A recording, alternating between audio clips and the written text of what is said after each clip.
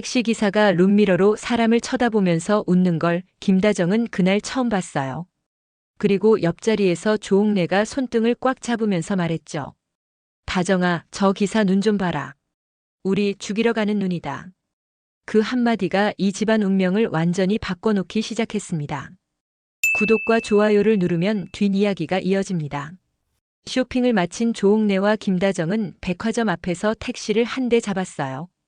운전석에는 마스크를 쓴 중년 남자가 앉아 있었고 챙이 깊은 모자를 눌러 쓰고 있었습니다.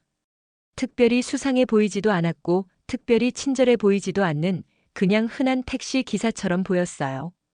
기사님, 동으로 가주세요. 네, 알겠습니다. 차가 부드럽게 출발했고 처음에는 평범한 택시 안 풍경이었어요. 두 사람은 이런저런 이야기를 하면서 웃었습니다. 지혁이는 요즘 얼굴이 조금 좋아졌더라. 예전에는 회사 얘기만 하더니 요즘은 사람 얘기도 좀 하더라. 요즘 누가 생긴 것 같기도 하고 그런데 워낙 속 얘기를 안 하는 애라 잘 모르겠어요. 사람 이야기하는 아들이 제일 속 편하다.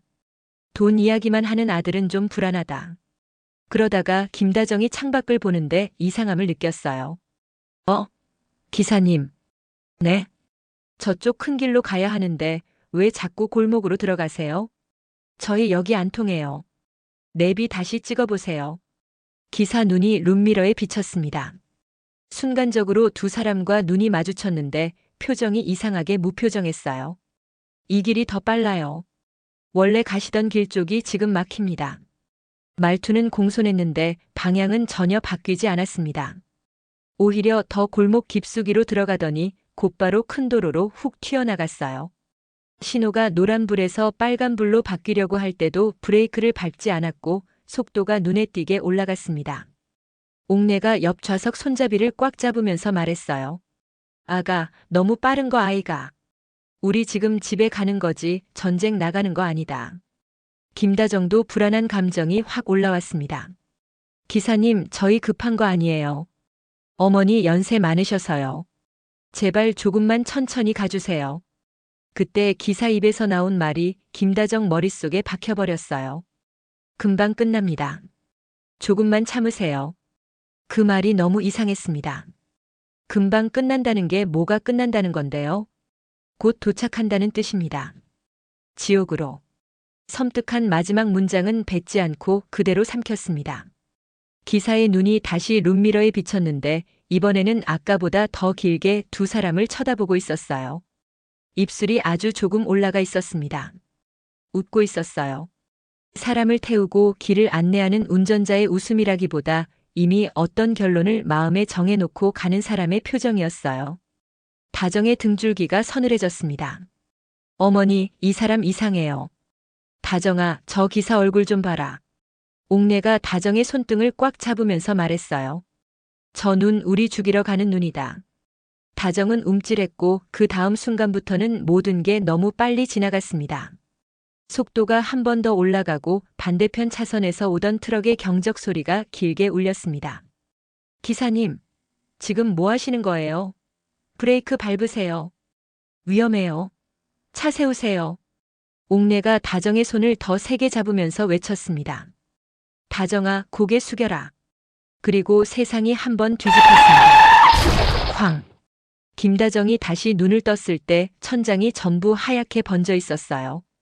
코와 입 주변이 뭔가 답답했고 몸은 자기 것이 아닌 것처럼 무겁게 가라앉아 있었습니다. 김다정 씨, 들리세요?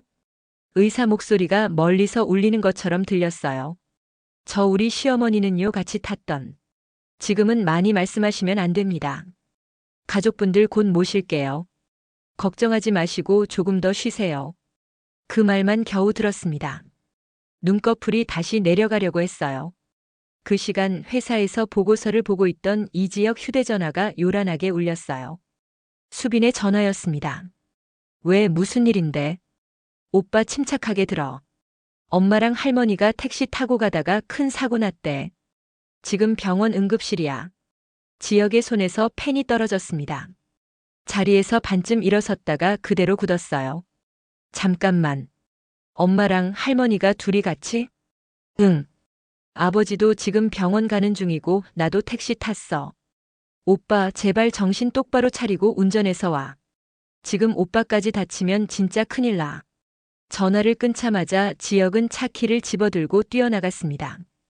엘리베이터를 기다릴 시간이 아까워서 계단을 한 번에 2계단씩 내려갔어요. 운전대에 손을 얹는 순간 손이 떨려서 시동이 잘 안 걸렸습니다. 제발 2분 다 무사하세요. 제발. 신호가 빨간불로 바뀔 때마다 그는 브레이크를 더 세게 밟으면서도 속으로 계속 중얼거렸습니다. 자기가 빨리 가야 한다는 생각과 또 사고가 나면 안 된다는 생각이 엉킨 상태였어요. 병원 응급실 앞에는 이미 이상철과 이수빈, 이지환이 와 있었어요. 세 사람 모두 얼굴이 하얗게 질려 있었고 눈은 벌써 여러 번 울었던 사람들처럼 부어 있었습니다. 아버지, 지혁이 왔냐? 이상철 목소리가 심하게 갈라져 있었어요. 엄마는요? 할머니는요? 다정이는 수술 들어갔다. 갈비뼈랑 안쪽이 많이 다쳤다고 했는데 의사 말로는 그래도 가능성을 보자고 했다. 근데 어머니는 말이 쉽게 이어지지 않았습니다. 어머니는 사고 현장에서 심장이 한 번 멈췄다. 구급대가 심폐소생술해서 다시 뛰게는 했는데 연세도 있고 머리도 강하게 부딪혔다고 해서 상태가 많이 나쁘다고. 그 말이 끝나기도 전에 응급실 쪽 문이 열리고 하얀 가운을 입은 의사가 나왔습니다. 환자 보호자분들 계세요? 제가 남편입니다. 김다정, 조옥래 둘 다 보호자입니다. 의사가 침착하게 그러나 무거운 표정으로 말을 꺼냈어요. 김다정 씨는 응급수술을 마쳤습니다. 내부 출혈이 있었지만 지혈은 잘 됐고요. 현재 중환자실에서 경과를 보고 있습니다. 위험한 상태이긴 하지만 회복 가능성은 있습니다. 그럼 어머니는요? 저희 어머니는 의사가 짧게 숨을 고르고 말을 이었습니다. 조옥래 어르신은 사고 직후 심정지가 와서 심폐소생술을 시행했습니다. 심장은 다시 뛰기 시작했지만 뇌와 여러 장기가 많이 손상된 상태입니다. 지금 중환자실에서 최선을 다해 치료하고 있지만 연세를 고려하면 솔직히 말씀드려 오래 버티시기 어려울 수 있습니다. 수빈이 복도 바닥에 그대로 주저앉아서 울음을 터뜨렸고 지환은 손으로 얼굴을 가린 채 벽에 머리를 기댔습니다. 지혁은 아무 말도 나오지 않았어요. 그냥 그럴 리가 없다는 말만 머릿속에서 계속 맴돌고 있었습니다. 몇 시간이 지나고 김다정이 먼저 의식을 찾았어요. 중환자실에서 일반 병실로 옮겨온 지 얼마 안 된 때였습니다. 희미하게 눈을 떴을 때 옆에 앉아있던 지혁 얼굴이 보였어요. 엄마. 지혁아. 목소리가 쉬어 있었고 숨을 들이쉴 때마다 갈비뼈 쪽이 아팠습니다. 어머니는? 할머니는 아직 중환자실이야. 의식은 못 찾으셨고. 근데 선생님이 끝까지 해보겠대. 아직 포기하라는 말은 안 했어. 다정의 눈가에 금방 눈물이 고였습니다. 지혁아. 네. 그날 택시 이상했어. 지혁은 자리에서 허리를 조금 숙였어요. 어떻게 이상했는데요, 엄마? 다정이 숨을 몇 번 고르다가 천천히 기억을 꺼냈습니다. 처음에는 괜찮았어. 근데 자꾸 이상한 길로 가는 거야. 내가 이 길 아닌데요. 저쪽 큰 길로 가야 돼요. 몇 번이나 말했거든. 근데 기사님이 대답은 하고 방향은 안 바꾸더라. 그 다음은요. 속도가 점점 빨라졌어. 신호도 제대로 안 지키는 느낌이었고. 내가 무서워서 어머니 운전이 좀 거친 것 같죠라고 했는데 어머니가 룸미러를 딱 보시더니 내 손을 잡으셨다. 다정 눈에서 눈물이 후두둑 떨어졌어요. 뭐라고 하셨어요? 다정아, 저 기사 얼굴 좀 봐라. 우리 죽이러 가는 눈이다라고 하셨어. 그 말 듣고 나도 룸미러 봤는데 그 사람이 우리를 보고 웃고 있었어. 정말로 웃고 있었어. 그 웃음이 아직도 머리에 남아있어. 지역 등줄기가 싸늘해졌습니다. 엄마, 그 말 경찰한테 하셨어요? 아직 아무한테도 못했어. 숨 쉬는 것도 힘들어서. 근데 이 얘기는 해야 할 것 같았다. 어머니가 그냥 느낌 나빴다 정도로 말하는 분 아니잖아. 그 말을 끝까지 하시고 싶어서 그 몸으로 끝까지 버티고 계신 느낌이야. 지혁은 그 자리에서 결심이 섰어요. 엄마, 괜찮아요. 제가 경찰서에 가서 오늘 들은 얘기 그대로 다 말할게요. 할머니가 마지막에 뭐라고 느끼셨는지 혼자만 알고 있을 수는 없으니까. 조옥래는 결국 끝까지 의식을 찾지 못했습니다. 기계 소리 사이에서 며칠을 더 버티다가 어느 조용한 새벽에 숨을 거두었어요. 장례식장에는 사람들이 가득 왔습니다. 모두가 한 목소리로 말했어요. 조 여사님은 남 흉보는 말 한 번 한 적 없는 분이었는데 자식들 뒷바라지한다고 고생하시다 이제야 본인 살 사신다고 모델도 데뷔하셨는데 어떻게 이런 일이. 이상철은 상주 자리를 지키면서도 눈을 제대로 뜨기 힘들었고 지역은 조문객들 받으면서도 마음이 계속 어딘가로 쏠려 있었습니다. 할머니, 제가 끝까지 밝힐게요. 택시가 왜 그런 식으로 달렸는지. 그날 운전석에 앉아있던 사람 뒤에 누가 있는지. 그가 속으로 한 이 말이 이 집안의 다음 전개를 완전히 바꿔놓게 됐습니다. 장례가 끝나자마자 지역은 박성재와 함께 경찰서를 찾았어요. 담당 형사님 계실까요? 사고 유가족분이시죠? 이지혁 씨 맞으시고요. 형사실에서 지혁과 성재는 차례로 앉았습니다. 사고 당시 기사 과실과 졸음운전 가능성으로 한 번 정리가 됐는데요. 가족분 말씀 듣고 다시 열어놓고 보는 중입니다. 어떤 이야기를 추가로 해주실 수 있을까요? 지혁이 천천히 그러나 또렷하게 말했습니다. 그날 엄마 말로는 택시가 분명히 일반적인 길에서 벗어나서 갔다고 했습니다. 그리고 속도를 계속 올렸고요. 엄마가 천천히 가달라고 했을 때 기사님이 금방 끝난다고 했다고 들었습니다. 그 직후에 중앙선을 넘어섰고 정면 충돌이 났습니다. 형사가 메모를 하다가 손을 멈췄습니다. 금방 끝난다. 그 말을 어디까지 어떻게 들으신 건가요? 엄마가 병실에서 직접 말했어요. 그리고 그 전에 할머니가 룸미러 보면서 저 기사 눈이 우리 죽이러 가는 눈이다라고 하셨다고 합니다. 할머니 평소 성격 아시잖아요. 웬만하면 그런 말 안 하시는 분이거든요.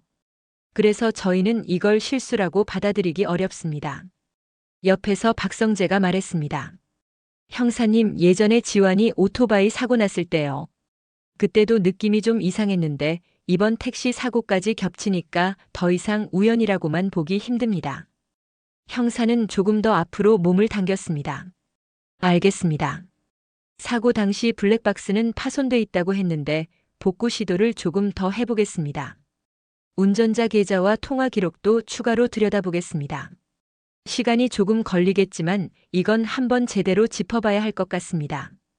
지역은 그 말만으로도 조금 숨이 트이는 기분이었어요. 이제는 적어도 가족들만 이상하다고 느끼고 끝나는 상황은 아니었거든요. 한편 이 사건은 은호와 우진 쪽에도 곧바로 영향을 미치기 시작했습니다. 고성이는 처음 사고 소식을 들었을 때 잠깐 굳어 있었어요. 택시 사고? 네, 이사장님. 피해자가 AP그룹 인수한 이지혁 씨 어머님이랑 할머님이래요. 비서가 떨리는 목소리로 말하자 고성의 얼굴에서 피가 싹 가셨습니다. 그래서 두 사람 어떻게 됐는데? 며느리 되시는 분은 수술받고 살아계시고요. 어르신은 위독하다고.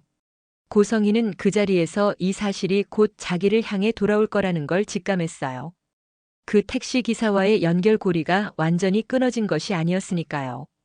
기사 쪽은 사고 조사 이후에 퇴사했다는 얘기 들었습니다. 요즘은 연락이 안 된다고. 이 바보가 왜 가만히 있질 못해. 그녀는 단번에 표정을 바꾸고 비서에게 말했습니다. 당분간 우리 쪽에서 먼저 움직이지 마. 경찰이 알아서 종결하겠지. 불러도 안다 모른다 말하지 말고 애매하게만 대답해. 사고는 늘 일어나니까 괜히 우리 이름 먼저 꺼낼 필요 없다. 하지만 세상 일은 생각대로 흘러가지 않았어요. 사고 조사 재개 소식이 돌자 재단 안에서도 조금씩 불안한 움직임이 생겼습니다. 고성의 곁에서 오랫동안 묵묵히 따르던 사람들 중 일부는 더 이상 이 배가 안전하지 않다는 걸 느끼기 시작했어요. 이사장님, 요즘 경찰 쪽에서 연락 자주 옵니다. 재단 자금 흐름도 살펴보겠다고 하고요. 혹시 예전에 정리하셨던 그 건들도 같이 보지 않을까요? 뭘 그렇게 겁을 내. 우리는 돈을 쓴 거지 사람을 어떻게 한 적은 없어. 사고는 그쪽에서 난 거고. 하지만 기사님 계좌 쪽에서. 그 사람은 이제 우리 사람이 아니야. 자기가 사고 낸 거지. 우리는 그냥 택시비 조금 보태준 거야, 알겠어? 비서는 그 말이 말도 안 된다는 걸 알았지만 대놓고 반박할 용기는 없었습니다. 그 대신 마음속으로 탈출구를 찾기 시작했어요. 시간이 조금 더 지나고 경찰 수사는 본격적으로 재단 쪽으로도 향했습니다. 택시기사가 도피 중에 붙잡혔고 계좌 내역과 통화 기록이 전부 드러나기 시작했어요. 처음에는 졸았다, 실수였다라는 말만 반복하던 기사는 결국 입을 바꿨습니다. 돈이 필요했습니다. 아픈애 치료비도 있었고 빚도 많았고 예전에 뒷거래로 일을 몇 개 처리해 준 적이 있었습니다. 돈이 필요해서 연락했는데 딱 잘라 거절해 그 사람 주변 사람 중 너무 가깝지 않은 사람으로 골라서 일부러 사고를 냈습니다. 예전에도 또 다른 일이 있었나요? 이번에는 어떤 이득이 있어 사고를 낸 거죠? 그냥 겁만 주려던 거였어요. 사고가 나면 당신이 지시한 거라고 말할 거라고 협박하면 돈을 주지 않을까 싶어서 그런 건데 진짜로 죽일 생각은 없었습니다. 저도 그 차에 타고 있었잖아요. 그 사람이 누굽니까? 그건 기사는 머뭇거렸지만 이렇게까지 일이 커져버려서 더 이상 숨기는 건 무의미해졌다는 걸 깨달았습니다. 고성희, 현재 가온재단의 이사장입니다. 고성희의 이름이 나오는 순간 이 사건은 단순한 교통사고가 아니게 되었습니다. 이 진술이 검찰 쪽으로 넘어가자 수사는 더 넓은 방향으로 퍼졌어요. 이미 여러 차례 반복됐던 보험사고, 보육원 화재, 전 남편 사망 당시의 이상한 자금 흐름까지 모두 함께 올라왔습니다. 이 소식은 곧바로 뉴스로도 퍼졌어요. 유명 재단 이사장, 택시 사고 배후 의혹, 보육원 화재 교통사고 모두 한 사람을 향하고 있다. 텔레비전과 인터넷 기사에서 고성희라는 이름이 하루에도 몇 번씩 언급되자 은호는 숨이 막혀왔습니다. 이사장님 진짜예요? 뭐가? 택시기사, 재단 비서 전부 이사장님 쪽으로 연결된다고 뉴스에 나오잖아요. 지역 선배 할머님 사고도 뒤에서 돈을 줬다는 얘기까지. 고성희는 피곤하다는 듯 손을 내저었습니다. 세상 사람들은 늘 억울한 사람을 만들어서 돌을 던지고 싶어해. 이참에 나를 악마로 만들고 싶은가 보지.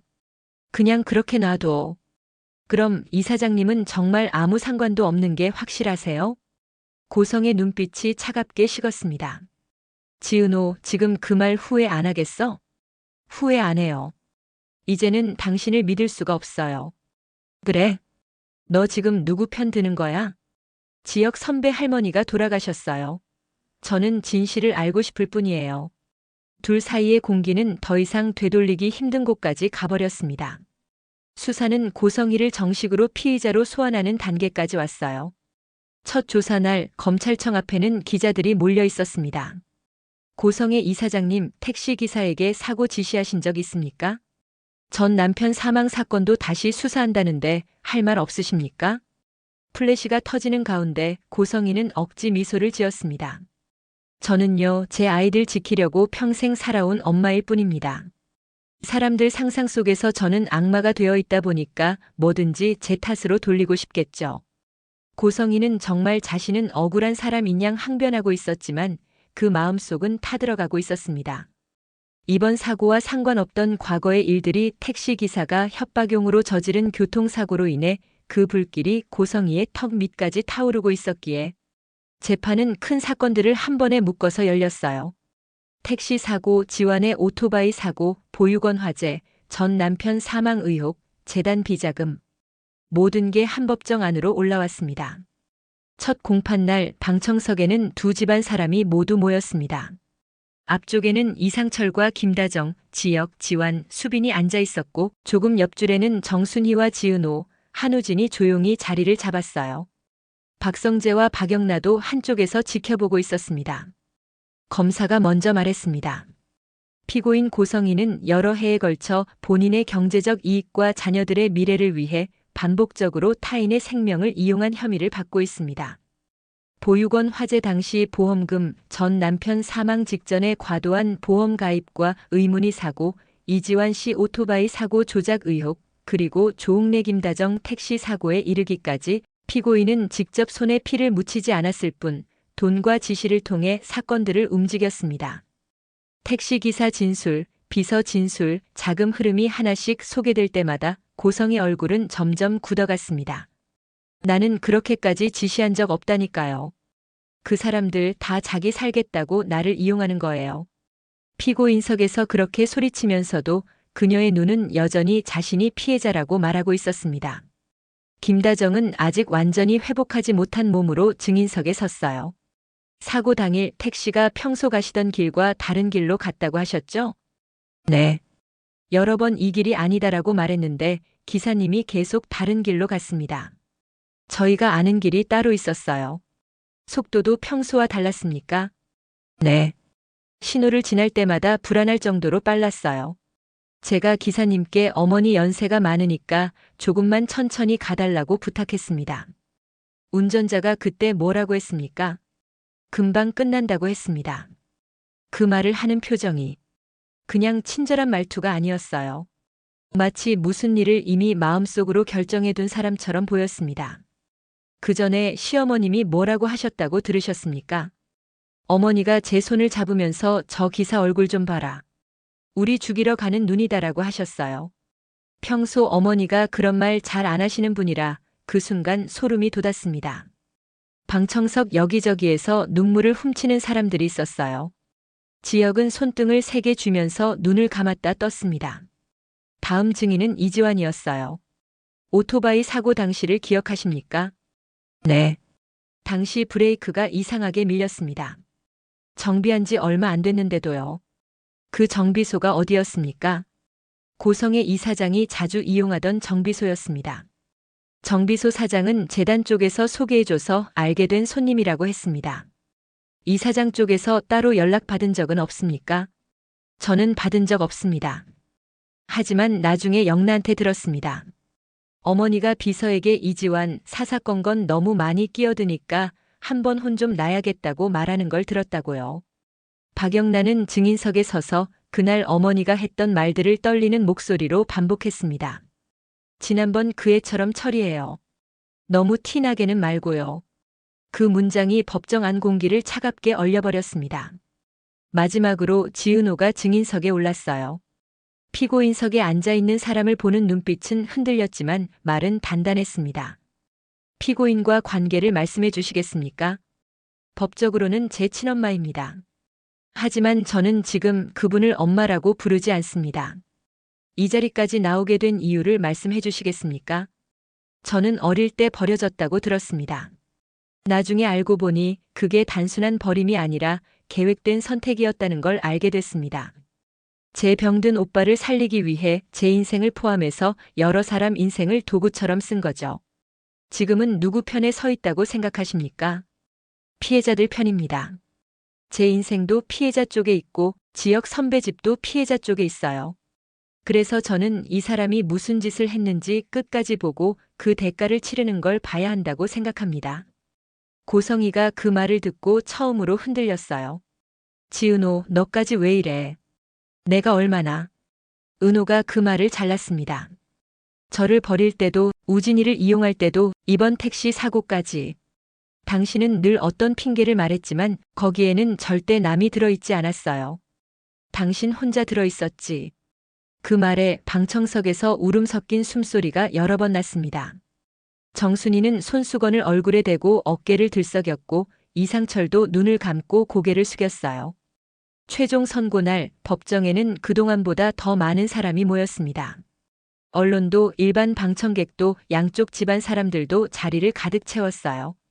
판사가 판결문을 읽기 시작했습니다. 피고인 고성희는 본인의 삶과 자녀들의 미래를 위해 어쩔 수 없었다고 주장합니다. 그러나 그 과정에서 여러 사람의 삶과 생명이 어떻게 망가졌는지에 대해서는 단 한 번도 진심으로 책임을 지려 하지 않았습니다. 판사는 여러 사건들을 하나씩 짚었습니다. 보육원 화재, 전 남편 사망 당시 자금 흐름, 이지환 오토바이 조작, 택시기사에게 건넨 돈 비서에게 내린 지시. 법원은 피고인이 직접 운전대를 잡지 않았더라도 사람을 움직이고 돈을 움직이는 방식으로 사건들을 만들어 왔다고 판단합니다. 피고인의 행위는 단순한 과실이 아니라 계획된 선택이었고 그 선택의 결과로 최소 1명이 사망했고 수많은 사람이 돌이킬 수 없는 상처를 입었습니다. 판사가 마지막 문장을 읽었습니다. 피고인 고성희에게 집행유예 없는 징역을 선고합니다. 또한 피고인의 재단과 법인 계좌에서 나온 불법 자금 전액을 추징하고 피해자와 유가족에게 배상할 것을 명합니다. 피고인이 그동안 쌓아온 사회적 지위와 재산은 더 이상 다른 사람 인생을 짓밟는 데 쓰일 수 없습니다. 법정안이 조용해졌습니다. 수갑이 채워지는 소리가 또렷하게 들렸어요.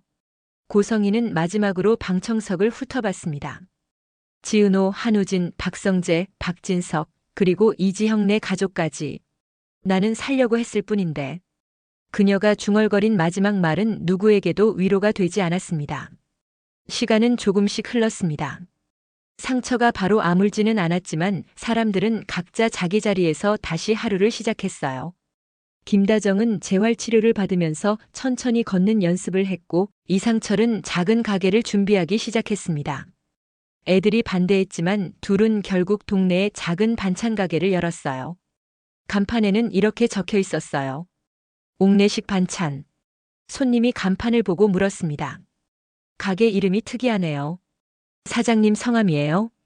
김다정이 웃으면서 대답했어요. 아니요. 우리 어머님 성함이에요. 어머님이 마지막으로 모델하면서 번 돈으로 저한테 선물 하나 사주려고 하셨거든요. 그 선물 대신 이 가게를 어머님 선물이라고 생각하고 있어요. 벽에는 광고 촬영 때 찍은 조옥래 사진이 걸려 있었어요. 코트를 입고 활짝 웃는 얼굴이 가게를 채우고 있었습니다. 문 닫을 때마다 김다정은 그 사진을 한 번씩 바라봤어요. 어머니, 오늘도 반찬이 다 팔렸어요. 우리 애들 잘 먹고 잘 살고 있어요. 어머니가 욕심낸 적 없는 인생인데 마지막에 그래도 한 번은 제대로 받아내고 가신 것 같아요. 이지환과 박영란은 서로의 가장 가까운 사람이 됐어요.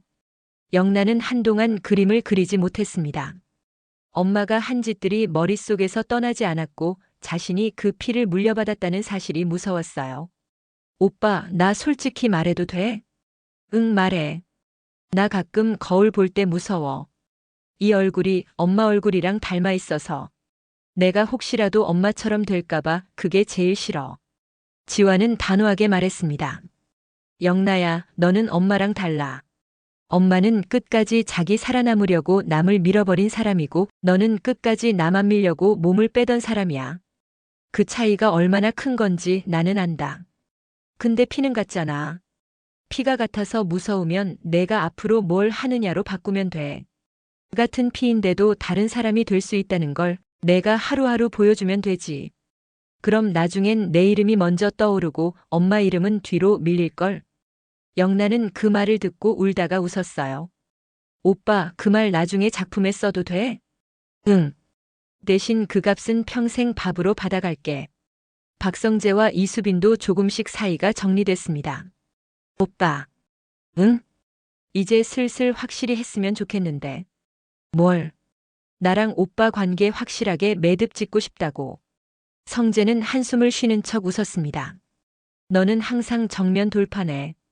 오빠가 항상 빙빙 도니까 그렇잖아. 맞아. 내가 잘못했네. 그는 수빈을 바라보면서 솔직하게 말했습니다. 나 너 좋아해. 근데 이런저런 상황 때문에 겁이 나서 계속 밀어냈어. 지금도 겁은 나는데. 이제는 그것보다 내가 널 좋아하는 마음이 훨씬 더 큰 것 같아. 수빈이 활짝 웃었습니다. 그럼 이제 우리 진짜 연인인 거지? 응. 너 울리는 일 있으면 나부터 혼날게. 혼내는 건 제가 먼저 할게요. 회장님보다 제가 더 무서울 수도 있어. 둘은 그렇게 장난을 주고받으면서 조금씩 일상 안에서 서로를 자연스럽게 녹여내기 시작했어요. 마지막으로 고성의 재판이 끝난 뒤 정순이와 지은호는 이상철과 김다정 부부에게 직접 인사를 왔어요. 식당 문 닫는 날을 골라서 조심스럽게 찾아왔습니다. 이런 날이 올 줄 몰랐네요. 그러게요. 이렇게 얼굴 보니까 또 이상하게 눈물이 나네요. 둘은 한참을 어색하게 웃었다 울었다 했습니다. 정순이가 먼저 말을 꺼냈어요. 제가 할머님 밥도 같이 먹고 그랬으면서 마지막에 제대로 인사도 못 드리고 보내서 그게 제일 맘에 걸려요. 은호는 요즘 죄책감에 잠을 잘 못 자요. 넌 아무 상관 없다고 해도 결국 피 붙은 사이니까요. 은호는 고개를 숙였습니다. 아저씨, 아주머니. 저 뭐라고 사과를 해야 할지도 모르겠어요. 제가 사과한다고 달라지는 건 없는데도 그래도 사과부터 해야 할 것 같아서 왔어요. 이상철이 조용히 고개를 저었습니다. 은호야, 내가 사과할 일은 없다. 어른들이 잘못한 거고 어른들이 책임져야 하는 거다. 너도 피해자야. 은호 눈에 눈물이 금방 고였습니다. 아저씨, 제가 앞으로 지역 선배 옆에 있어도 될까요? 그건 나한테 묻지 말고 지역이한테 물어라. 아버지가 대신 대답해 주는 건 이제 그만하고 싶다. 그 말에 지역이 옆에서 웃었습니다. 아버지, 그 말은 좋네요. 그날 저녁 지역은 은호를 회사 옥상으로 불렀어요. 예전부터 자주 올라가던 곳이었지만 오늘은 느낌이 달랐습니다. 선배, 또 여기에요? 응. 여기 말고는 내가 할 말하는 데가 별로 없더라. 은호가 장난스럽게 말했습니다. 선배, 이제 옥상에서 하는 말은 다 중요한 말이라는 거 알아요. 준비하고 들을게요. 지역은 잠깐 하늘을 올려다보고 숨을 크게 들이켰어요. 지은호. 네. 나 이제 도망 안 가려고. 도망이요? 내가 나 좋아한다고 말했을 때도 나도 마음이 있었는데 우리 집 상황 생각하고 너 상황 생각하고 계속 뒤로만 물러났거든. 근데 이번 일 겪으면서 생각이 좀 바뀌었어. 그는 순서 없이 자기 마음을 꺼냈습니다. 할머니 돌아가시고 우리 인생이 얼마나 허무하게 끝날 수 있는지 알겠더라. 그래서 이제는 내가 선택하고 싶은 거 선택하면서 살고 싶어. 그래서요. 내 옆에 있고 싶어. 그러니까 나랑 진짜로 한번 만나볼래? 은호는 숨을 들이쉬는 소리가 다 들릴 만큼 긴장했어요. 그러다가 천천히 웃었습니다. 선배, 저는 이미 오래전에 선택했어요. 근데 선배가 도망가니까 저도 같이 도망친 거였죠. 이제 안 도망간다니까. 저는 선배 옆에 있을게요. 진짜? 네. 선배가 도망가면 이번에는 제가 잡으러 갈 거예요. 어디까지든. 지역이 웃으면서 대답했습니다. 알겠어. 그럼 나도 도망가더라도 너무 멀리는 안 가볼게. 둘은 난간 옆에 서서 조용히 도시 불빛을 내려다봤어요. 그 불빛 속에는 아직도 해결되지 않은 일들이 많았지만 이 집안에 계속 따라다니던 끝없는 비극이라는 단어만큼은 조금씩 뒤로 물러나고 있었습니다. 고성이는 감옥에서 늙어가고 있었습니다. 그녀가 쌓아올린 이름, 돈, 체면은 더 이상 아무것도 막아주지 못하게 됐어요. 그동안 밀어냈던 사람들의 얼굴이 이제는 밤마다 꿈에 나오고 있었습니다. 반대로 그 선택 때문에 가장 크게 다친 사람들은 끝내 살아남았어요. 조옥래는 떠났지만 남은 사람들은 각자의 상처를 안고 있지만 한 가지는 분명해졌습니다. 우리가 잘못 살아서 이런 일을 당한 게 아니라 누군가 잘못된 선택을 반복한 결과를 맞은 것이고 그 사람은 그에 맞는 벌을 받았다는 것. 그래서 이 이야기의 비극은 여기서 멈추고 그 뒤로 이어지는 건 조금 느리지만 확실한 회복과 남은 사람들의 행복한 시간으로 채워지게 될 희망이라는 걸. 긴 이야기의 여정을 끝까지 함께 해주셔서 감사합니다. 또 다른 상상의 이야기와 함께 다시 찾아뵙겠습니다.